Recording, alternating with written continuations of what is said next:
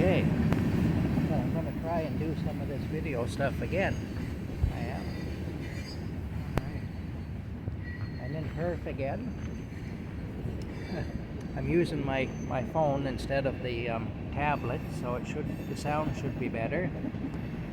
The train's going through there. The old cheese is over there, the old Mammoth cheese, the motto of it is just over there. Ahead here is the old shoe factory, which was a warehouse for the shoe factory when I was a kid. And this here is what was at the Andrew Jergans company. They made soap and whatnot in here. And right where those brown doors are, right there, you zero in on them. When I was young, well, right up to when I was a young man, they pulled the tracks out when I was a young man. But the rail tracks used to come straight across, and the trains used to go into the building there. And I remember that when I was young, when I was a kid and when I was a young guy, seeing the trains in the buildings. They'd actually go right into the building. I remember having cars and having to drive over all those rough tracks, just slowing right down to a crawl and cringing, picturing what was happening to all my front end suspension parts. Going over them. It was pretty rough going driving up through here in those days. Yeah. Anyway, that's it. Beautiful old trees, eh? I'm always impressed with these trees, and at this time of the year, these old trees, and at this time of the year, you can see, you can really see how they're put together, because the leaves aren't covering anything up. Sort of like now, with my hair all gone, you can see what my bald head looks like. Sort of the same thing. With a bald tree, you can see how it's all put together. The train station used to be here, but it's long gone now. There's a couple of brake discs. People just use this as a dumping ground. But yeah. Anyway, let's go over this way and see. Again, we've got to be careful where I step, because there's all kinds of shit and corruption in here, and I mean literally shit and corruption. So, anyway, yeah. Oh my goodness. Well, there's the cheese again. Mammoth cheese. There's the back of the old shoe factory. Yeah, that's the place I've talked about in other videos that had the elevators with the ropes, where you'd pull on the ropes to make the elevators go up and down. And the fella that used to push me around on the big carts and stuff, he'd just take and run me from one end of the building to the other on the big carts that they had there for moving shoes around, moving boxes of shoes around. I used to love that. And he had lost his eye because he'd had a nervous breakdown after his wife left him, and he had to go into a hospital for a while, and he was heavily medicated when he came out, and he actually fell down one of those elevator shafts and ended up losing an eye. So he had one eye that was permanently closed up. I remember that. Looked like he was winking at you all the time.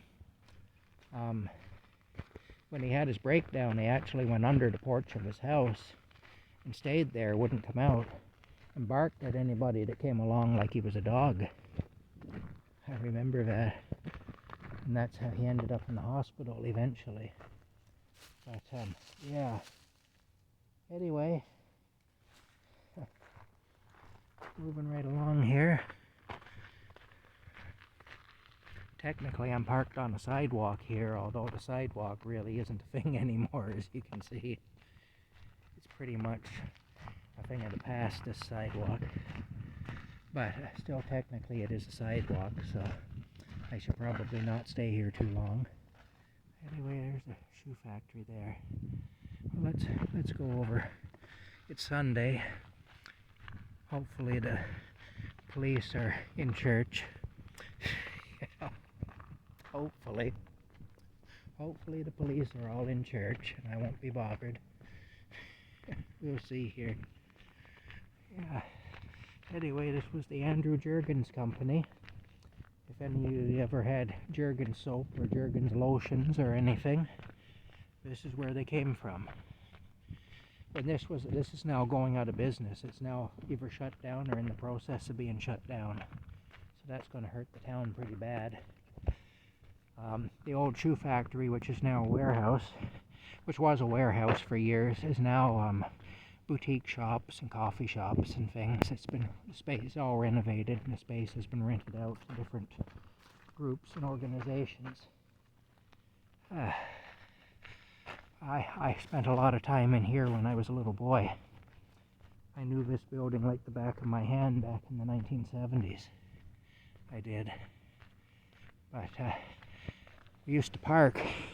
People used to park their cars in here.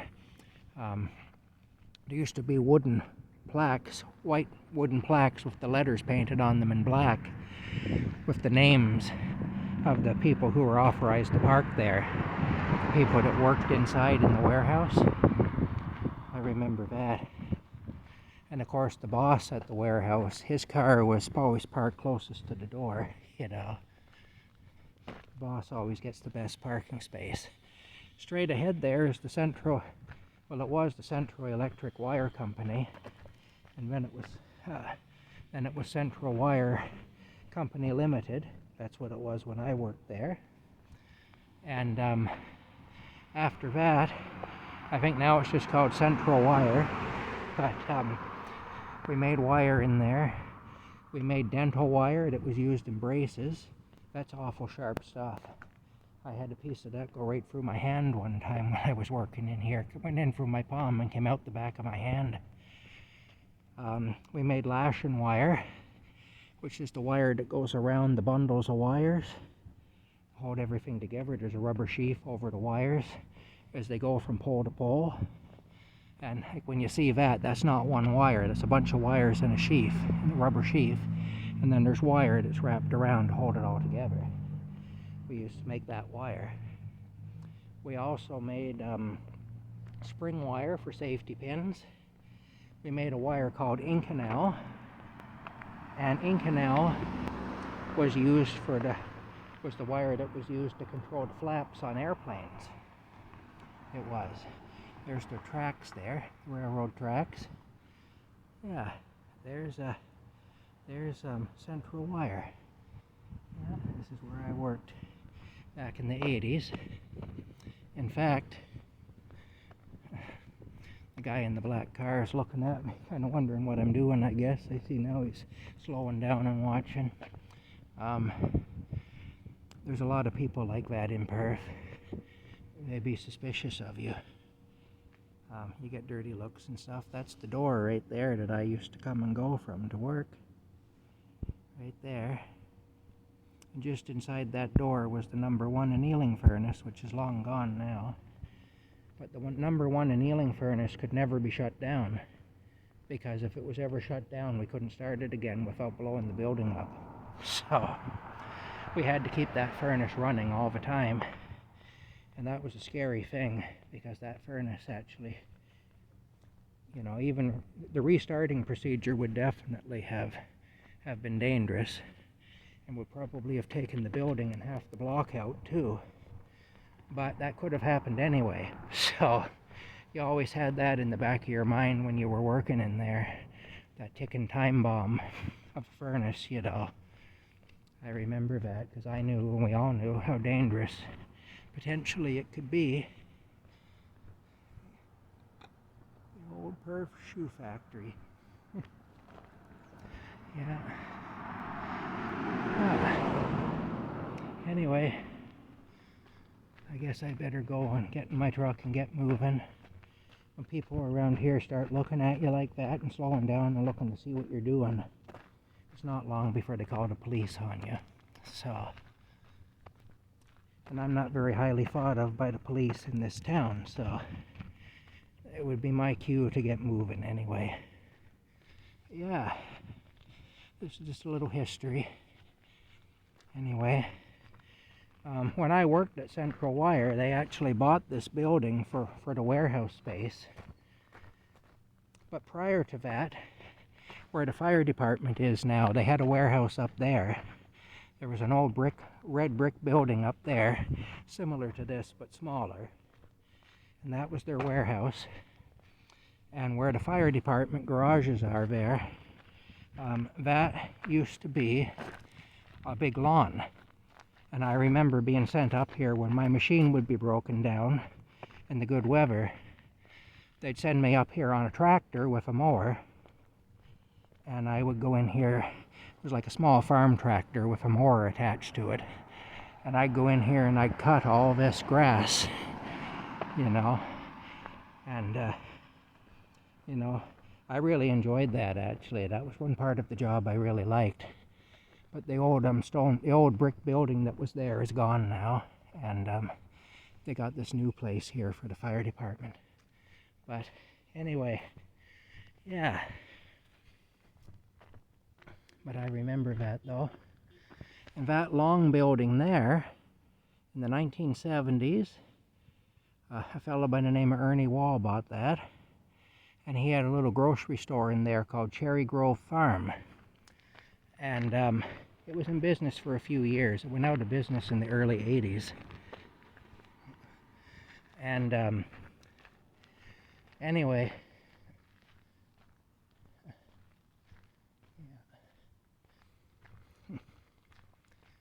yeah, anyway, it was in business in the early 80s, and well, went out of business in the early 80s anyway, and but they had really good fresh produce in there, like really fresh, really good, and they sold bulk cookies and things like that in there, and the prices were really good. Like, you could go up there and buy really good stuff, and you pay next to nothing for it. It was pretty good anyway, but that went out of business, and around 1983 it went out of business. It was on the go from around 1976 to 83, in that era. Really good store anyway. Well, that's it. That's enough of those memories. Oh, get back in here now. Over that way, you can't see it here from here, but over that way, actually, you know what I'm going to do? I'm going to go up that way. Yeah, hold on. We talk to you later.